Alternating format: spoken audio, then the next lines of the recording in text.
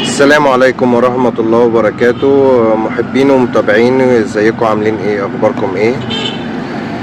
محمد رفعت معاكم. اخبار جديدة النهاردة وان شاء الله الفيديو يعجبكم. يعني شفنا في الاونة الاخيرة ان مجلس ادارة النادي الاهلي برئاسة كابتن محمود الخطيب طبعا عملوا اجتماع، والاجتماع ده انا قلته في اللايف اللي فات بتاع مساعد مدير الكوره اللي هو بيقعد في وسط اللعيبه. معانا اخبار جديده النهارده تخص النادي الاهلي والزمالك. طبعا كهربا من ساعه اخر الماتش اللي فات بتاع ضربه الجزاء اللي ضيعها وهو حالته النفسيه وحشه جدا.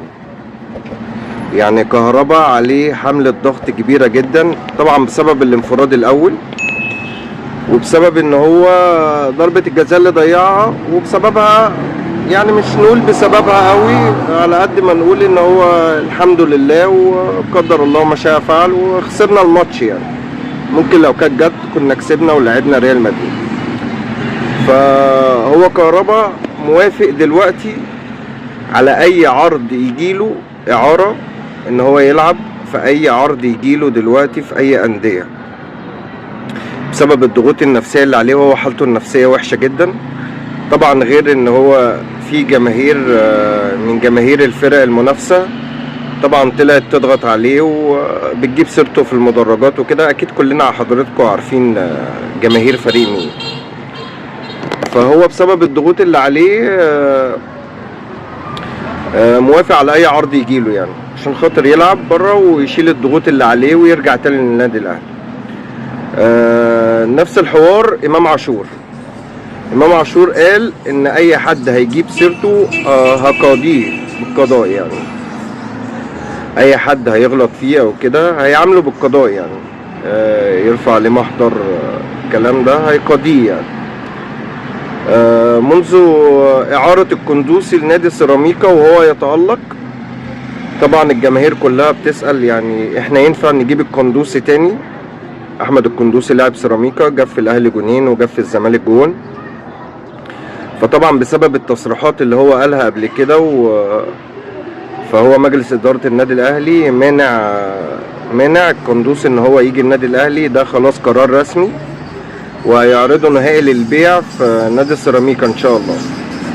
قندوسي خلاص مش هيرجع تاني للنادي الاهلي، ودي مبادئ النادي الاهلي. وعارفين ان هو اي حد بيغلط في النادي الاهلي سواء لعيب سواء اي حد بيغلط في النادي الاهلي بيروح وخلاص هو مش هيرجع تاني النادي الاهلي وخلاص. ده قرار رسمي يعني من ساعة هو ما طلع من الاهلي وراح لسيراميكا اعاره هو مش هيرجع تاني. صفقة الموسم للنادي الاهلي، صفقة الموسم للنادي الاهلي اسامة الادريسي. اللاعب ده احنا شفناه تألق مع باتشوكا وشفناه بيرقص ازاي وبيقف على الكرة ازاي، فهو لعيب سوبر يعني. مجلس ادارة النادي الاهلي عايزة تجيب اسامة الادريسي.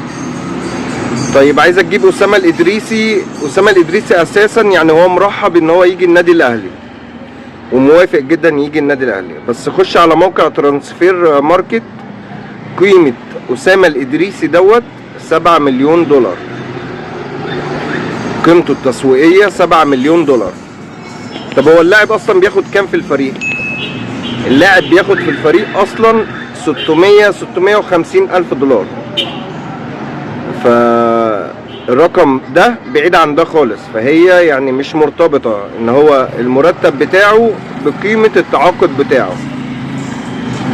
فاحنا بس اللي عندنا في الدوري المصري ان الارقام زايدة شوية، يعني الرواتب عندنا عالية شوية بسبب طبعا تركي آل الشيخ ونادي الاسيوطي واللي هو بقى نادي بيراميدز الحالي من ساعة الصفقات وكده. دلوقتي الناس بقت تاخد دلوقتي ارقام كبيرة، فهي مش مرتبطة دلوقتي. اللاعب قيمته التسويقية دلوقتي 7 مليون دولار، بس الراتب بتاعه 5 مليون. الراتب بتاعه 650 من 600 ل 650 مليون بس. فهو دلوقتي صفقة الموسم دي للنادي الاهلي لو جاب اللعيب ده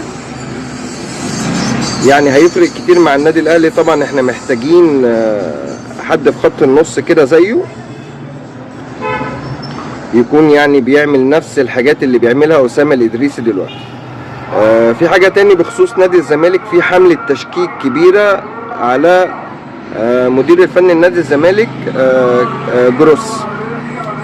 طب دي أول مباراة اللي هو يتولاها، وطبعا هو الراجل جاي وعلى نفس اللعيبة اللي هو كان بيدربها المدير الفني اللي قبليه.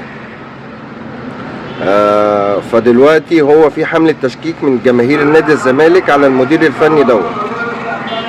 طبعا دي اول مباراة يا جماعة، وما ينفعش اصلا ان احنا نحاسب اي مدير فني على اول مباراة. على الاقل من 6 ل7 مباريات تبدأ تشوف ان الراجل ده بيفكر ازاي، الراجل ده بيلعب ازاي، تشكيلته الاساسية مين، بيعمل ايه في حالة التعادل، لو اتأخر بجون هيعمل ايه، لو كسبان هيعمل ايه. يعني مش وقتها دلوقتي حملة التشكيك بخصوص نادي الزمالك، ويركزوا شوية ويخلوهم يعني يخلوا المدير الفني يشتغل براحته. يعني انا بصور الفيديو ده قبل ماتش الاهلي وشباب بلوزداد، يعني انا بصوره حاليا قبل الماتش الاهلي وشباب بلوزداد. ان شاء الله الاهلي يكسب النهارده ويتصدر المجموعه. وفي ماتش مهم تاني جدا النهارده، محمد صلاح في ليفربول هيلاعب النهارده توتنهام. الماتش ده ليفربول لازم تكسب عشان خاطر الفرق بينها وبين تشيلسي نقطتين بس. تشيلسي لعبة مطوشة اكتر من ليفربول من ماتش واحد. في اخبار سارة جدا بالنسبة لمحمد صلاح. ليفربول وافق رسميا على عقد لمدة 2 سنين. دي الاخبار اللي لسه جاية يا دوبك يعني. فهو الخبر ده ان شاء الله بنسبة 70 او 70-80% اكيد.